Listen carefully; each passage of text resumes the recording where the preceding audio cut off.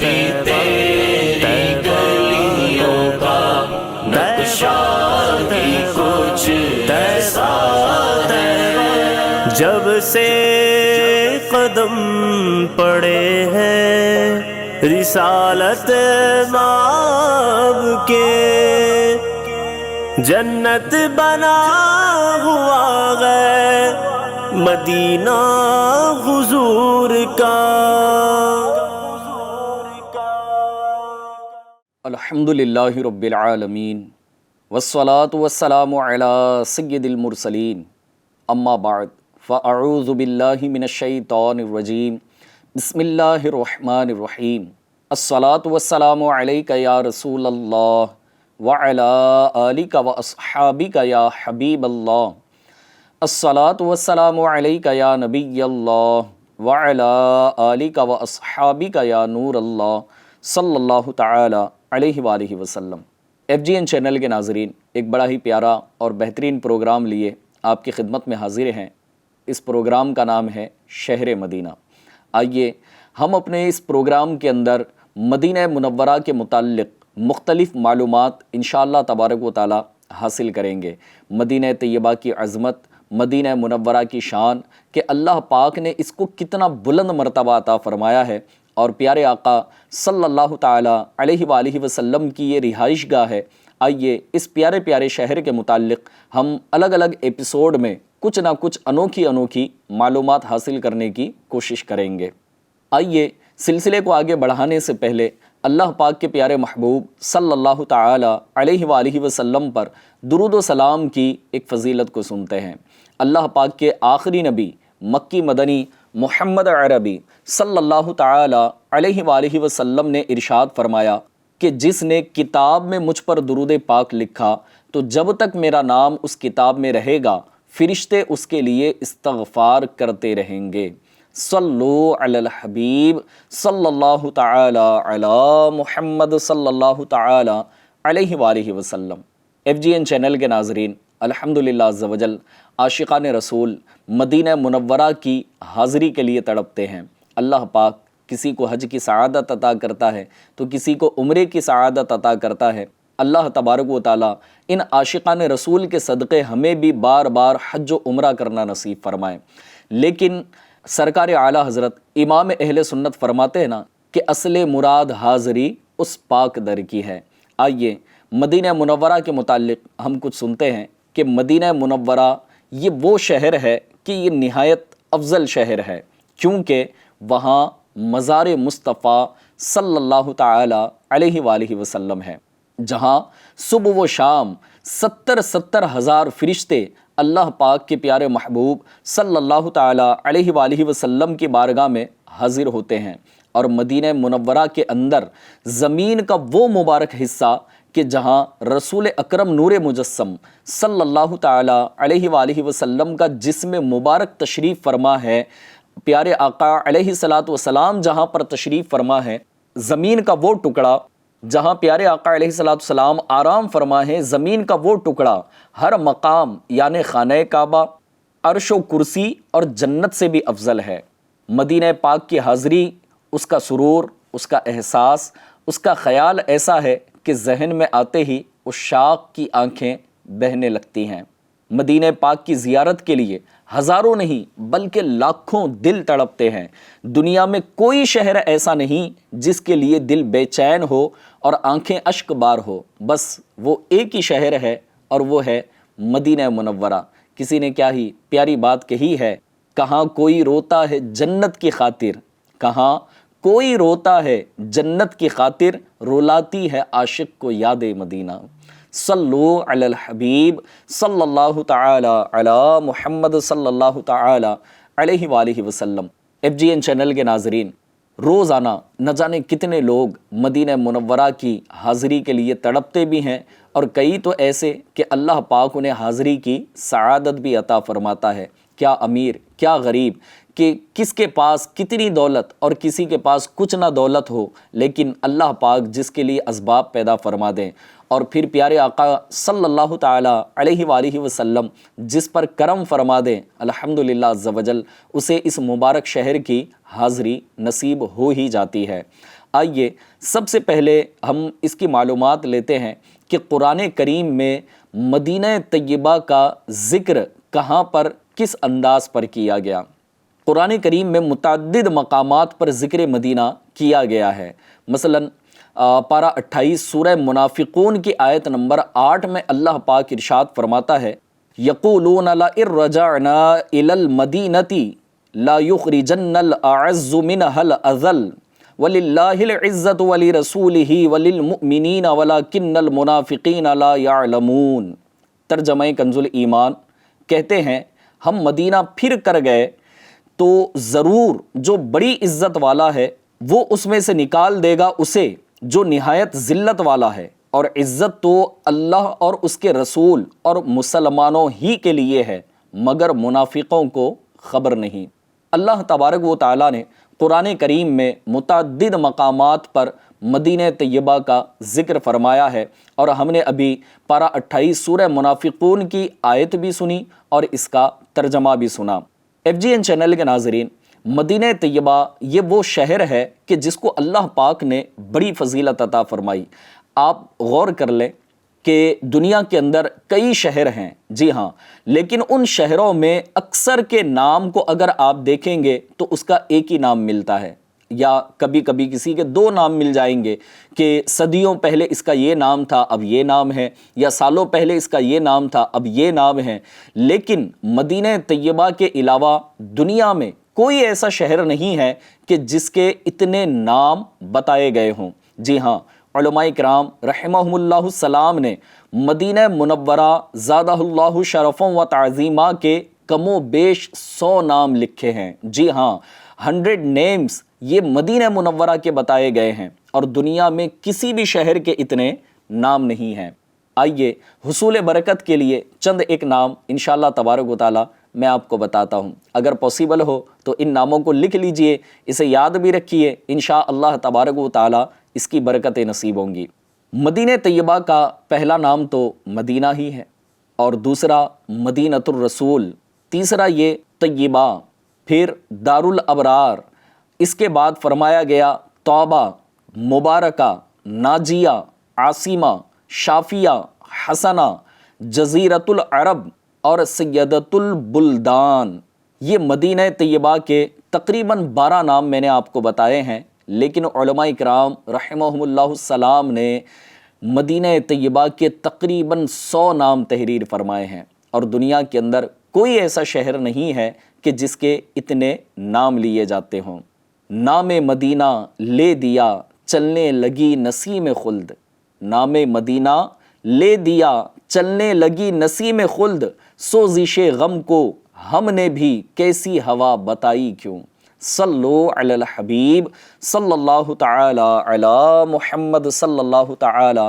علیہ وآلہ وسلم۔ FGN چینل کے ناظرین، یقیناً اللہ پاک نے مدینہ طیبہ کو بڑی برکتوں والا شہر بنایا ہے، لہٰذا دنیا کے اندر ایسے ہی عشاقان رسول مدینہ طیبہ کی حاضری کو نہیں تڑپتے، بلکہ اس کی برکتیں، اس کی رحمتیں، اس کی فضیلتیں حاصل کرنے کے لیے وہ مدینہ طیبہ کی یاد میں اشک بھی بہا رہے ہوتے ہیں۔ کبھی نعت پاک پڑھی جاتی ہے، کبھی یاد مدینہ والا کلام پڑھا جاتا ہے، تو الحمدللہ عز و جل ہو سکتا ہے آپ نے بھی دیکھا ہو کہ عاشقان رسول کی آنکھوں سے آنسو نکل رہے ہوتے ہیں۔ یہی وہ درد ہے، یہی وہ سوز ہے کہ اللہ جسے نواز دے، یقیناً ایسا درد اور ایسا سوز یہ بیڑا پار کرا دیتا ہے۔ آئیے مدینہ طیبہ کے حوالے سے ایک اور فضیلت والی روایت میں آپ کو سناؤں۔ دو جہاں کے تاجور سلطان بحروبر صلی اللہ تعالی علیہ وآلہ وسلم کا فرمان روح پرور ہے، تم میں سے جو مدینے میں مرنے کی استطاعت رکھے وہ مدینے ہی میں مرے۔ جی ہاں، اب اگر یہاں دیکھا جائے نا کہ انسان مرنے سے بڑا ڈرتا ہے نا، اگر کسی کے سامنے موت کی بات اگر کی جائے تو شاید روک دیتے، بولے یار رہنے دو نا، ابھی کیوں مرنے کی باتیں کر رہے ہو۔ ہاں، لیکن مدینہ طیبہ یہ وہ شہر ہے کہ یہاں مرنے کی جو ہے نا وہ فضیلت ارشاد فرمائی گئی، اور کس نے ارشاد فرمائی؟ خود اللہ پاک کے پیارے محبوب صلی اللہ تعالی علیہ وآلہ وسلم نے ارشاد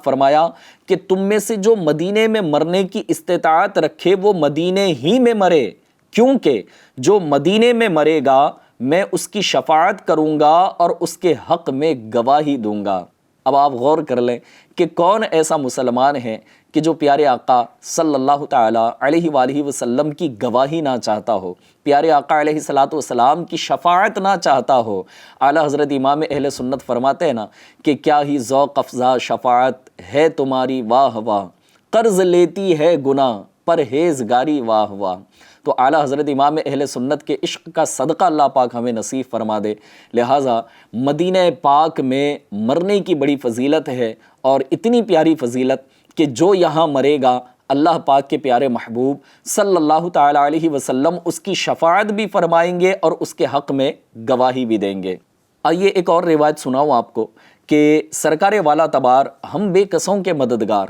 شفیع روز شمار صلی اللہ تعالیٰ علیہ وآلہ وسلم کا ارشاد خوشگوار ہے کہ مدینے میں داخل ہونے کے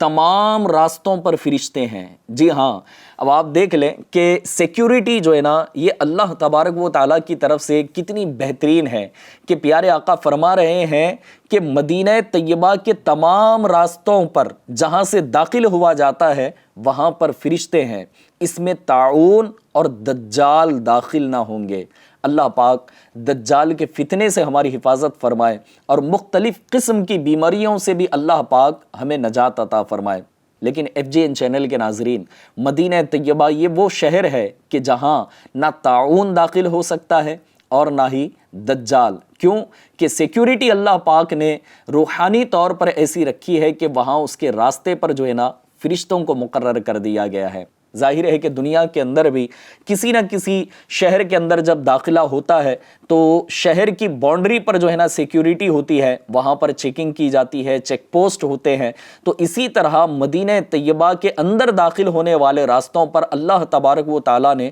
فرشتوں کو مقرر فرمایا ہے۔ یہ وہ مدینہ طیبہ ہے کہ جہاں انسان کی سیکیورٹی تو اپنی جگہ پر ہے، لیکن اللہ پاک نے فرشتوں کو بھی جو ہے نا سیکیورٹی کے لیے وہاں پر مقرر فرمایا ہے کہ نہ طاعون داخل ہو سکے گا اور نہ ہی دجال داخل ہو سکے گا۔ آئیے ایک اور فضیلت سنتے ہیں، بڑی پیاری روایت ہے مسلم شریف کی کہ نبی مکرم نور مجسم صلی اللہ تعالیٰ علیہ وآلہ وسلم کا فرمان معظم ہے، اس ذات کی قسم جس کے دست قدرت میں میری جان ہے، مدینے میں نہ کوئی گھاٹی ہے نہ کوئی راستہ مگر اس پر 2 فرشتے ہیں جو اس کی حفاظت کر رہے ہیں۔ امام نووی رحمۃ اللہ تعالی علیہ فرماتے ہیں اس روایت میں مدینۃ المنورہ کی فضیلت کا بیان ہے، مدینۃ المنورہ کی فضیلت کا بیان ہے، اور تاجدار رسالت صلی اللہ تعالیٰ علیہ وآلہ وسلم کے زمانے میں اس کی حفاظت کی جاتی تھی۔ کثرت سے فرشتے حفاظت کرتے اور انہوں نے تمام گھاٹیوں کو سرکار مدینہ صلی اللہ تعالیٰ علیہ وآلہ وسلم کی عزت افزائی کے لیے گھیرا ہوا ہے۔ ملائک لگاتے ہیں آنکھوں میں اپنی،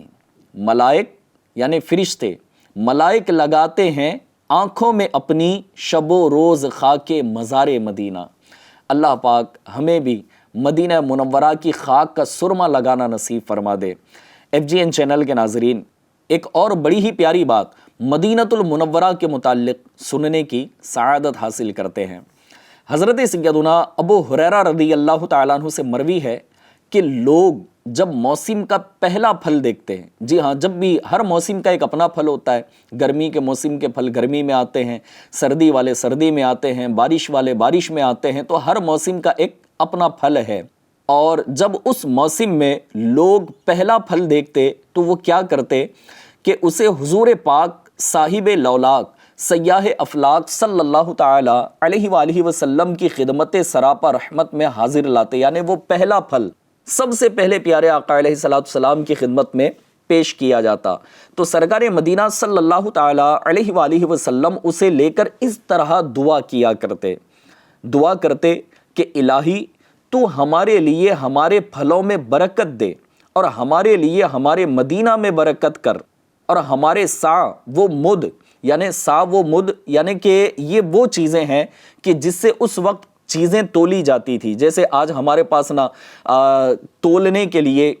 کے جی یعنی کلو گرام یا پھر یہ کہ گرام ہی ہم یوز کرتے ہیں، اس کے پتھر یوز کرتے ہیں، یا لیکوڈ کے لیے لیٹر کا جو ہے نا وہ ڈبہ یوز کیا جاتا ہے. لہٰذا اسی طرح اس دور کے اندر جو پیمانے ہوا کرتے جس میں تولا جاتا تھا تو اس کو سا اور مد کہا کرتے. تو پیارے آقا علیہ السلام نے دعا میں یوں اللہ پاک کی بارگاہ میں عرض کیا کہ ہمارے سا و مد میں برکت عطا کر. یا اللہ پاک، بے شک ابراہیم تیرے بندے اور تیرے خلیل اور تیرے نبی ہیں، اور بے شک میں تیرا بندہ اور تیرا نبی ہوں. انہوں نے مکے کے لیے تجھ سے دعا کی اور میں مدینے کے لیے تجھ سے دعا کرتا ہوں، اسی کی مثل جس کی دعا مکے کے لیے انہوں نے کی، اور اتنی ہی اور. یعنی کہ جس طرح حضرت ابراہیم علیہ السلام نے مکے کے لیے جو برکت کی دعا کی، اسی طرح کی یا اللہ میں تیری بارگاہ میں دعا کر رہا ہوں، بلکہ اس کی مثل اور یعنی کہ مدینہ منورہ کو یا اللہ پاک ڈبل یعنی کہ دگنی برکتیں عطا فرما. پھر پیارے آقا علیہ السلام یہ دعا فرمانے کے بعد جو چھوٹا بچہ سامنے ہوتا اسے بلا کر وہ پھل عطا فرما دیتے. اللہ کریم ہمیں بھی نبی اکرم صلی اللہ تعالی علیہ وآلہ وسلم کے مبارک ہاتھوں سے کوئی چیز لینا، یعنی کہ کوئی ایسی چیز کہ جیسے یہاں پیارے آقا علیہ السلام بچوں کو پھل عطا فرماتے، اے کاش کہ ہمیں بھی نصیب ہو جائے. ظاہر ہے کہ یہ تمنا کی جا سکتی ہے، اور قیامت کے دن کے لیے بھی نا کہ پیارے آقا علیہ السلام قیامت کے دن اپنے مبارک ہاتھوں سے جام کوثر نصیب فرمائیں گے. اے کاش کہ قیامت کے دن جام کوثر کے ساتھ ساتھ پیارے آقا علیہ السلام کے پیچھے پیچھے جنت میں داخلہ بھی نصیب ہو، اور اے کاش کہ پیارے آقا کا پڑوس نصیب ہو جائے، اور جنت میں جب پیارے آقا کے پڑوس میں ہم ہوں، پیارے آقا کے قدموں میں ہوں، تو کاش کہ پیارے آقا اپنے مبارک ہاتھوں سے ہمیں کوئی جنتی پھل بھی عطا فرما دیں. سرکار اعلیٰ حضرت امام اہل سنت امام احمد رضا خان علیہ رحمت الرحمن نے کیا ہی پیاری بات پیارے آقا علیہ السلام کی خدمت میں عرض کی ہے کہ ہاتھ اٹھا کر ایک ٹکڑا اے کریم، ہاتھ اٹھا کر ایک ٹکڑا اے کریم، ہے سخی کے مال میں حقدار ہم. صلو علی الحبیب صلی اللہ تعالی علی محمد صلی اللہ تعالی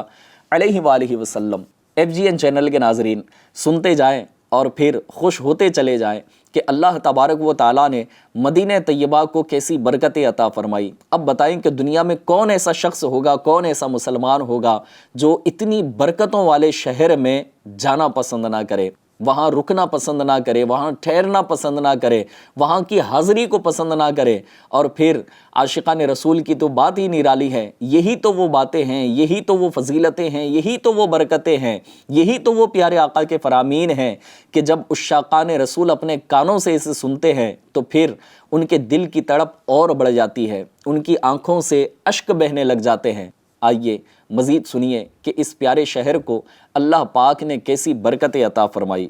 رسول نذیر، سراج منیر، محبوب رب قدیر صلی اللہ تعالی علیہ وآلہ وسلم کا فرمان دل پذیر ہے.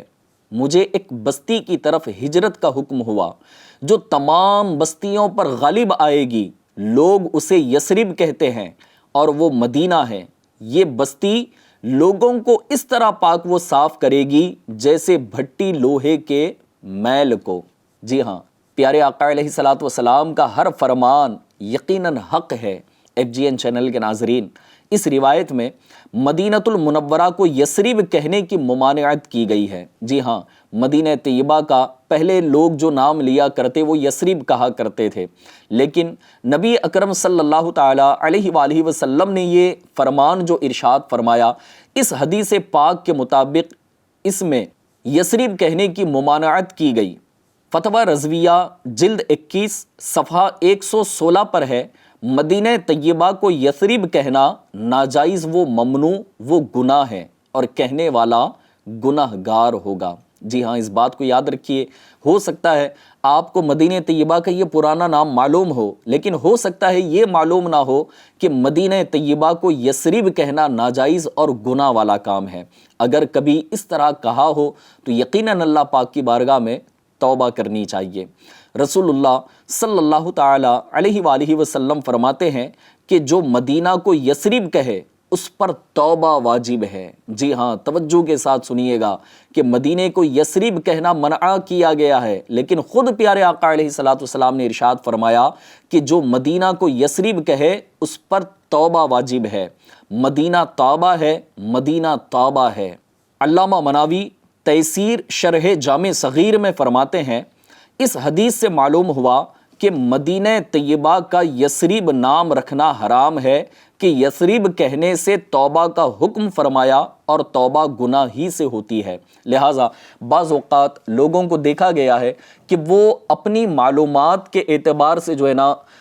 کہ اپنی معلومات سامنے والے کو منوانے کے لیے یا پھر اپنی معلومات کی دھاگ بٹھانے کے لیے کہ میں بھی ایک بڑا نالجبل پرسن ہوں، لہٰذا اس اعتبار سے وہ بار بار مدینہ طیبہ کو یثرب کہتے ہیں، لیکن حدیث پاک میں اس کو منع کر دیا گیا۔ لہٰذا یثرب کہنے سے اپنے آپ کو بچانا چاہیے کہ یثرب کہنا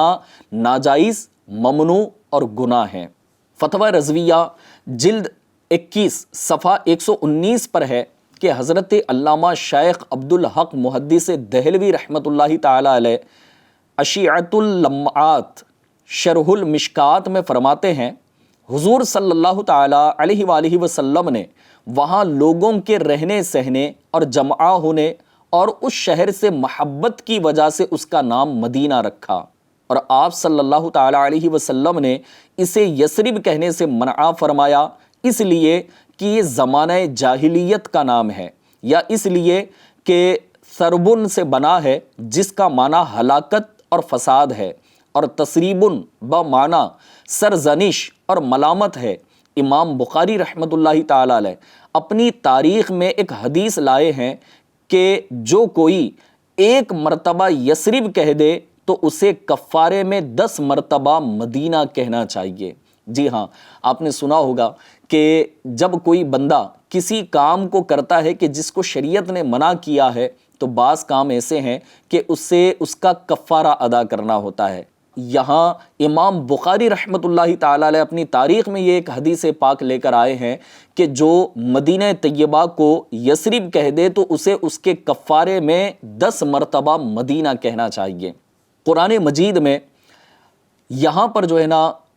یثرب کا لفظ قرآن مجید میں آیا ہے، لیکن وہ کیوں آیا ہے؟ بعض اوقات ہوتا ہے نا کہ قرآن میں تو یہ چیز موجود ہے، قرآن میں یہ چیز بھی موجود ہے، قرآن میں یہ بات بھی موجود ہے، قرآن میں یہ لفظ بھی موجود ہے، تو ہم کیوں نہیں کہہ سکتے؟ تو لہٰذا ایسا نہیں کہ جو کچھ ہے ہمیں کہنے کے لیے ہی کہا گیا ہو، یا جو کچھ اس کے اندر ہے ہمیں منع کیا گیا ہو، بلکہ اس کی ایک اپنی ڈیفینیشن ہوتی ہے۔ قرآن شریف یقیناً عربی میں نازل ہوئی، اور عربی کا ترجمہ اردو میں اگر ہم پڑھیں اور اس کی تفسیر کو، اس کے شان نزول کو اگر پڑھا جائے تو پھر پتہ چلے گا کہ وہ کام ہمیں کرنا ہے یا نہیں کرنا۔ اسی طرح قرآن مجید میں یثرب یہ لفظ تو آیا ہے، لیکن کیوں اور اس کی وجہ کیا ہے؟ تو آئیے سنیے۔ قرآن مجید میں جو یا اہل یثرب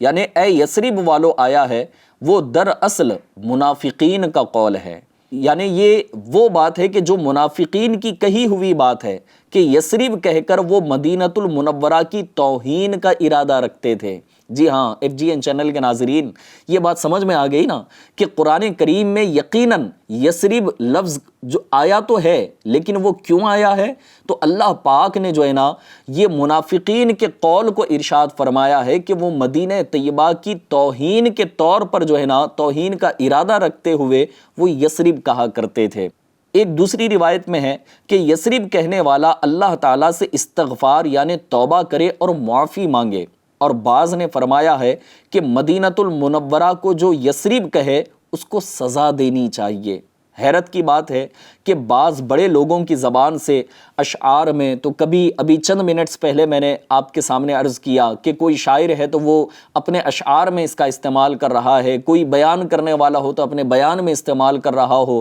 کوئی اسی طرح اپنی ایک جنرل نالج کو جو ہے نا وہ بتانے کے لیے لوگوں کے سامنے اس لفظ کا استعمال، اس نام کا استعمال کر رہا ہو، تو ہرگز اس کا استعمال نہیں کرنا چاہیے کہ یہ ناجائز، ممنوع اور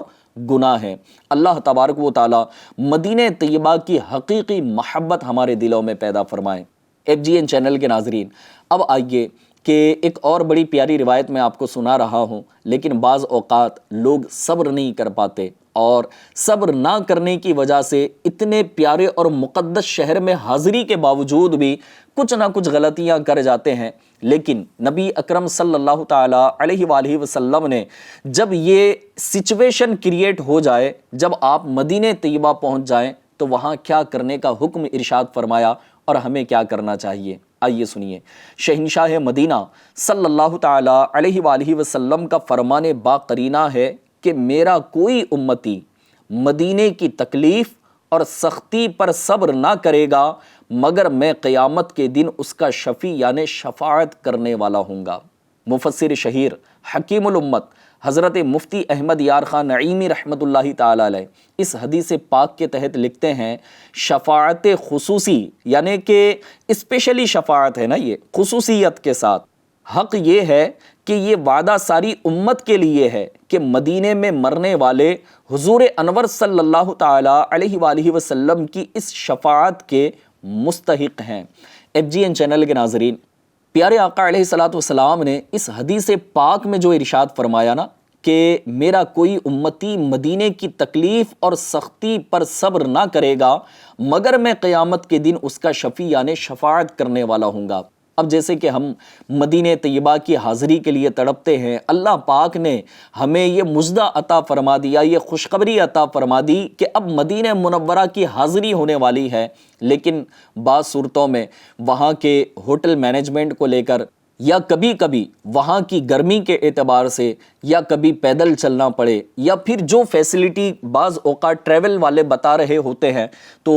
ان فیسلٹیز کے نہ ملنے پر شاید ہم دل برداشتہ ہو جاتے ہوں، بے صبرے ہو جاتے ہوں، اور مدینہ طیبہ کی سرزمین پر ہی بیٹھے بیٹھے کھڑے کھڑے ہم وہاں پر بے صبرے ہو کر وہاں کی تکلیف پر صبر نہیں کر پاتے اور بے صبری کا مظاہرہ کر رہے ہوتے ہیں۔ حالانکہ اتنی پیاری روایت ابھی ہم نے سنی کہ جو وہاں تکلیف پر صبر کرے تو اللہ پاک کے پیارے محبوب صلی اللہ تعالیٰ علیہ وآلہ وسلم نے فرمایا کہ میں اس کی شفاعت کروں گا۔ لہٰذا جب بھی مدینہ طیبہ کی حاضری ہو اور پھر وہاں اگر کوئی تکلیف آ بھی جاتی ہے تو صبر کریں، انشاءاللہ تبارک و تعالیٰ اس کی برکتیں ملیں گی۔ اور کیسی برکتیں کہ اعلیٰ حضرت امام اہل سنت امام احمد رضا خان علیہ رحمت الرحمن فرماتے ہیں کہ طیبہ میں مر کے ٹھنڈے چلے جاؤ آنکھیں بند، طیبہ میں مر کے ٹھنڈے چلے جاؤ آنکھیں بند، سیدھی سڑک یہ شہر شفاعت نگر کی ہے۔ تو وہاں آنے والی تکلیف پر صبر کرنا چاہیے اور صبر کی جزا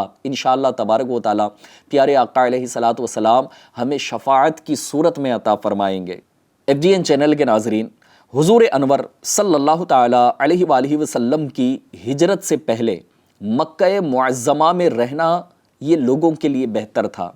اور ہجرت کے بعد فتح مکہ سے پہلے مکہ معظمہ میں رہنا مسلمان کو منع ہو گیا اور ہجرت واجب ہو گئی، اور فتح مکہ کے بعد وہاں رہنا تو جائز ہوا کہ آج بھی لوگ مکہ مکرمہ میں رہتے ہیں، اور فتح مکہ کے بعد اب وہاں رہنا تو جائز ہوا مگر مدینہ منورہ میں رہنا افضل قرار پایا۔ کیوں کہ یہاں حضور انور صلی اللہ تعالیٰ علیہ وآلہ وسلم سے بڑا قرب حاصل ہوتا ہے۔ FGN چینل کے ناظرین، اسی لیے زیادہ تر فضائل مدینہ پاک میں رہنے کے آئے ہیں۔ میرے شیخ طریقت امیر اہل سنت بانی دعوت اسلامی حضرت علامہ مولانا ابو بلال محمد الیاس عطار قادری رضوی ضیائی دامت برکاتہم العالیہ کیا خوب فرماتے ہیں کہ مدینہ اس لیے عطار جان و دل سے ہے پیارا کہ رہتے ہیں میرے آقا میرے دل بر مدینے میں۔ آئیے ایک اور روایت کی طرف ہم بڑھتے ہیں کہ نور کے پیکر تمام نبیوں کے سرور صلی اللہ تعالیٰ علیہ وآلہ وسلم کا فرمان روح پرور ہے کہ اہل مدینہ پر ایک زمانہ ایسا ضرور آئے گا کہ لوگ خوشحالی کی تلاش میں یہاں سے چراگاہوں کی طرف نکل جائیں گے، پھر وہ جب خوشحالی پالیں گے تو لوٹ کر آئیں گے اور اہل مدینہ کو اس کی کشادگی کی طرف جانے پر آمادہ کریں گے، حالانکہ اگر وہ جان لیں تو مدینہ ان کے لیے بہتر ہے۔ اللہ کریم ہمیں بھی یہاں رکنا نصیب فرما دیں۔ FGN چینل کے ناظرین، جیسا کہ ابھی پچھلی حدیث پاک ہم نے سنی جس میں نبی اکرم صلی اللہ تعالیٰ علیہ وآلہ وسلم نے یہاں پر آنے والی تکالیف پر صبر کرنے کا ارشاد فرمایا۔ آئیے ایک اور روایت ہم سنتے ہیں کہ رسول اکرم نور مجسم صلی اللہ تعالی علیہ وآلہ وسلم نے ارشاد فرمایا کہ جو شخص بالقصد یعنی ارادتاً میری زیارت کو آیا وہ قیامت کے دن میری محافظت یعنی حفاظت میں رہے گا، اور جو شخص مدینے میں سکونت یعنی رہائش اختیار کرے گا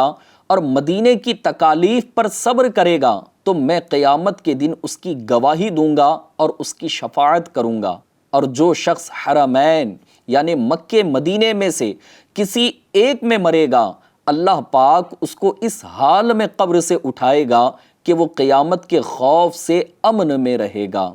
اللہ کریم ہمیں بھی یہ سعادت نصیب فرمائے۔ FGN چینل کے ناظرین، اعلیٰ حضرت امام اہل سنت امام احمد رضا خان علیہ رحمت الرحمن کے کلام کو پڑھتے جائیے، انشاءاللہ تبارک و تعالی اعلیٰ حضرت امام اہل سنت کے کلام کو پڑھنا یقیناً مدینہ طیبہ کی یاد میں ہمیں رولائے گا۔ اعلیٰ حضرت امام اہل سنت کے کلام یقیناً ہمیں عشق رسول میں رولائیں گے۔ اعلیٰ حضرت امام اہل سنت نے جو کلام لکھے ہیں نا، واقعی یہ کلام الامام اسے کہا جاتا ہے، لہٰذا اس کو پڑھنے اور سننے کی عادت بنائیے۔ اعلیٰ حضرت امام اہل سنت نے فرمایا نا کہ جس کو ہو درد کا مزہ وہ ناز دوا اٹھائے کیوں، تو مدینہ طیبہ کا جو درد ہے، وہاں کی جو تکالیف ہیں، یقیناً اس سے لطف اندوز ہونا چاہیے، اس سے جو ہے نا مزہ آنا چاہیے۔ بزرگان دین کے بارے میں جو ہے نا وہ فرمایا جاتا ہے کہ اگر انہیں وہاں کوئی چیز زخم کے طور پر ہو جاتی، کانٹا بھی چبھ جاتا نا، تو بعض بزرگان دین کی سیرت میں یہ بھی ملتا ہے کہ وہ اسے نکالنے سے منع کرتے،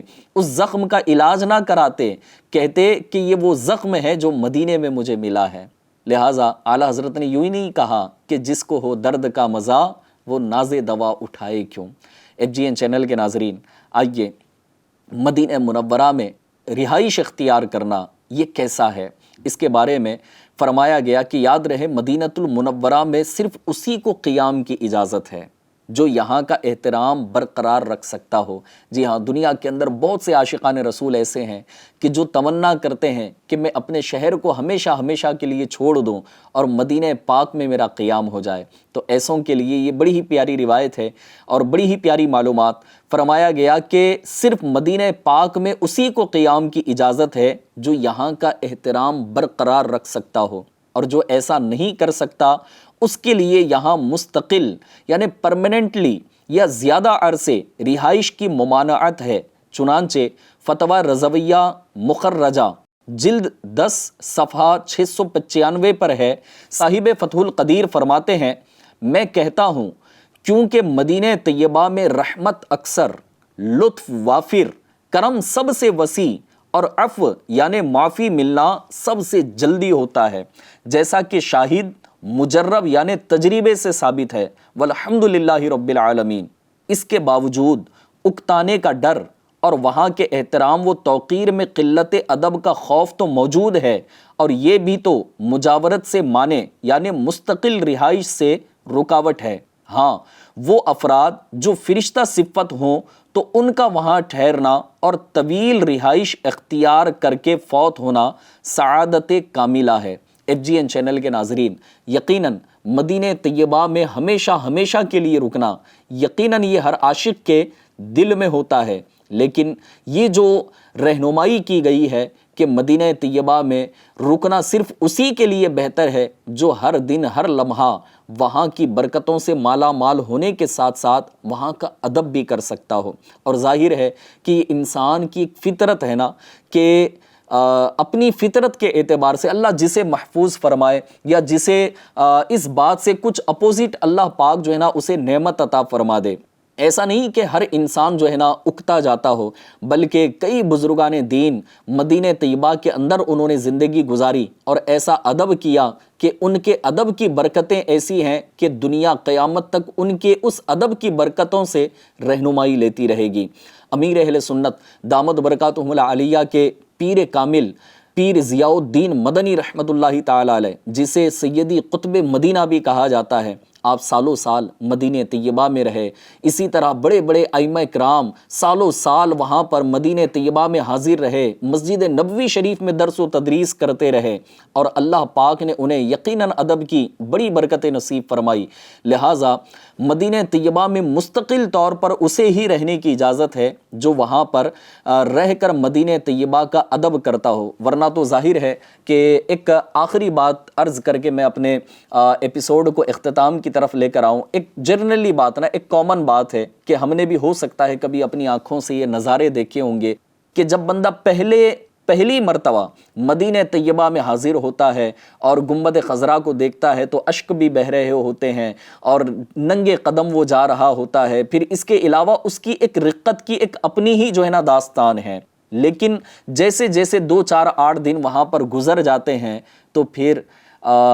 وہ رقت شاید اس کے اندر نہیں رہ پاتی، اور ایک نارمل انداز میں پھر وہ مدینہ طیبہ کے اندر مسجد نبوی شریف میں حاضر ہوتا ہے۔ اور بعض تو ایسے کہ اب کرنا چاہیے نہیں کرنا چاہیے یہ میرا ٹاپک نہیں ہے، لیکن بتانے کے لیے میں آپ کو عرض کر رہا ہوں، اور وہ یہ کہ کچھ تو ایسے بھی نادانی کر جاتے ہیں کہ سنہری جالیوں کی طرف معاذ اللہ پیٹ کر جاتے ہیں، گنبد خضرا کی طرف پیٹ کر جاتے ہیں صرف ایک سیلفی کے لیے۔ لہٰذا یہ وہ مقدس شہر ہے کہ یہاں کی تھوڑی سی بے ادبی، یہاں کی تھوڑی سی گستاخی ہو سکتا ہے ہمارے اعمال کو برباد کروا دے۔ لہٰذا FGN چینل کے ناظرین اپنے دل میں خوب یاد مدینہ پیدا کیجئے، اس کی تڑپ پیدا کیجئے۔ انشاءاللہ تبارک و تعالی ایک دن وہ بھی آئے گا کہ جب ہم پر بھی ضرور کرم ہوگا تو انشاءاللہ عز و جل ہم بھی مدینہ طیبہ میں با ادب، با ذوق، با شوق حاضری دینے میں کامیاب ہوں گے۔ اللہ کریم ہمیں بار بار مدینہ طیبہ کی حاضری نصیب فرمائے اور با ادب اور مقبول حاضری نصیب فرمائے۔